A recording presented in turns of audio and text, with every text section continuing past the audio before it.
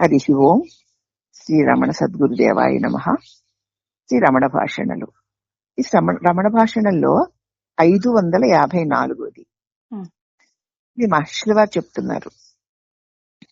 సముద్రాన్ని చేరాక నదికి ప్రవాహం ఆగిపోయినట్లే మనుజుడు కూడా ఆత్మలో లీనమైనాక అన్ని కర్మలు ఆగిపోతాయి. సముద్రాన్ని చేరాక నది యొక్క ప్రవాహం ఆగిపోతుంది కదా, ఆగిపోతుంది. అలాగే మనుజుడు కూడా తన నిజస్వరూపమైన ఆత్మను చేరి దానిలో లీనమైపోయాక ఇక అన్ని కర్మలు ఆగిపోతే చేసేవాడే ఉండడు. అప్పుడు అన్ని కర్మలు లేవిక. ఎందుకంటే కర్మ చేసేవాడే లేడు. నేను అంటూ లేచే లేడింకా. కర్మ చేయాలంటే ఒక నేనని లేచి రావాలి. వాడు లేడు. తాను ఎక్కడి నుంచి వచ్చాడో అక్కడ ఆ మూలంలో ఐక్యమైపోయి అది తానైపోయాడు. ఇంకా కర్మ చేయవలసిన పనే లేదు. కర్తతో అసలే పని లేదు. ఉన్నదే అకర్త అయినటువంటి అనంతుడైన పరమాత్మ. కాబట్టి అనేక నదులు ప్రవహించి ప్రవహించి ప్రవహించి ప్రవహించడం అంతా కర్మ అనుకో. అనేక నదులు వాటి వాటి ప్రదేశాల్లో పుట్టడం జన్మ అనుకో. ప్రవహిస్తూ ప్రవహిస్తూ రావడం కర్మలు అనుకో. ముళ్లల్లో, రాళ్లల్లో, రప్పల్లో, వాగుల్లో, వంకల్లో, గోతుల్లో, లోయల్లో రాళ్ళని తన్నుకుంటూ ఉరుకుతూ పరుగుతూ ఉరుకుతూ పరుగుతూ ఇదంతా కూడా జీవన క్రియా వ్యవహారం. ఇది యొక్క ప్రవాహం లాగా ప్రవహించి ప్రవహించి ప్రవహించి అది తన గమ్యమైన సాగరాన్ని చేరే వరకు విశ్రమించదు.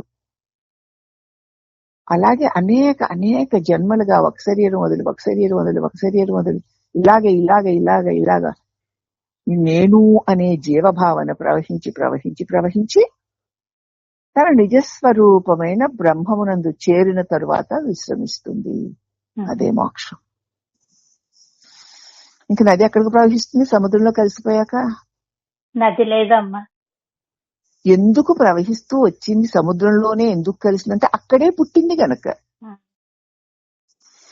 ఆ నీరే ఆవిరే మేఘాలై కదా గుండెల మీద వర్షించి అక్కడి నుంచి మళ్ళీ ప్రవహించి తిరిగి తిరిగి తిరిగి తన నుంచే తాను లేచి వచ్చి కదా మళ్ళీ ప్రవహించి ప్రవహించి తననే తాను చేరుకుని విశ్రమించింది. నిజమైన విశ్రాంతి, నిజమైన శాంతి నీ నిజస్వరూపమునందే. కాబట్టి నీ నిజస్వరూపాన్ని ఎదిగి దాని యందు విశ్రమించు. ఇది భగవాన్ చెప్పిన ఈ చిన్న భాషణలో ఉన్న పెద్ద అనుభవపూర్వకమైన అర్థం. జై శ్రీరమణ, జై శ్రీరమణ. హరి ఓం. శ్రీ గురుభ్యో నమః. శ్రీ రమణ సద్గురుదేవాయ నమః. శ్రీ రమణ భాషణంలో 555ది. ఒక మారు కావ్యకంఠ గణపతులు ఇలా అడిగారని భగవాన్ గుర్తు చేసుకున్నారు. ఒకసారి గణపతిములు నన్ను ఇలా అడిగారు అని గుర్తు చేసుకున్నారు. జీవితం గడవడానికి మనిషికి నెలకి 3 రూపాయలు చాలునని నా అభిప్రాయం. శ్రీ భగవాన్ ఏమంటారు అని. అప్పటి రోజుల్లో ఆ 3 రూపాయలకి ఉన్న విలువది. జీవితం గడపడానికి నెలకి 3 రూపాయలు ఉంటే చాలు. మనిషి జీవితం నెల రోజులు గడిచిపోతుంది అని నేను అనుకుంటున్నాను. భగవాన్ మీరేమంటారు అని. అప్పుడు మహర్షి అన్నారట, తన బ్రతుకు కోసం తనకి కావలసింది ఏమీ లేదు అని తెలుసుకున్నవాడు ఆనందంగా బ్రతుకుతాడు. నేను బ్రతకడానికి నాకేమీ లేదు అని తెలుసుకున్నవాడు ఆనందంగా బ్రతకొచ్చు. అంటే ఏమిటి? ఈ బ్రతుకుని ఎవరు ప్రసాదించారో వారే దాన్ని బ్రతికించుకుంటారు, నాకేం పని అది. అవునమ్మా అని ఉంటే ఇంక భయమే ఉంది. ఈవేళ ఇప్పుడు దీనికి ఏది ఇవ్వాలో అది ఈ పుట్టించి పోషిస్తున్నవాడు ఇస్తాడు అన్నప్పుడు ఇక నువ్వు బ్రతుకు కోసం ఇంకా సంపాదించి 3 రూపాయలతో సరిపెట్టుకోవాలి, 5 రూపాయలతో సరిపెట్టుకోవాలని గొడవ ఏముంది? ఉండదమ్మా. తన బ్రతుకు కోసం తనకు కావాల్సింది ఏమీ లేదు.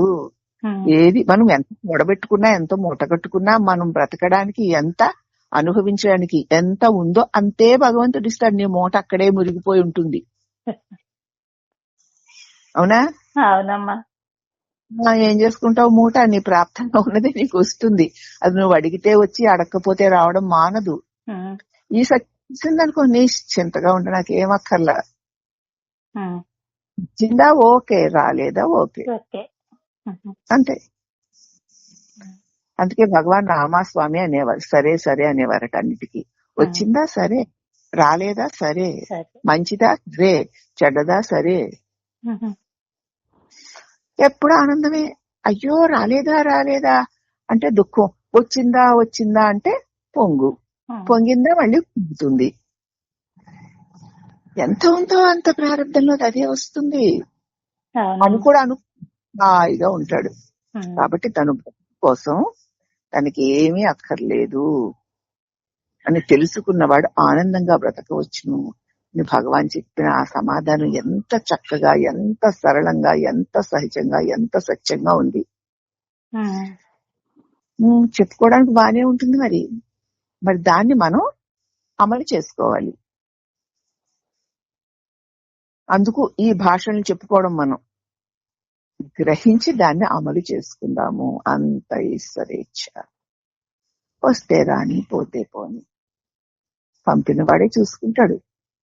పంపాలో వద్దో, దేన్ని పంపాలో మనకెందుకు వేరే కొత్తగా పని.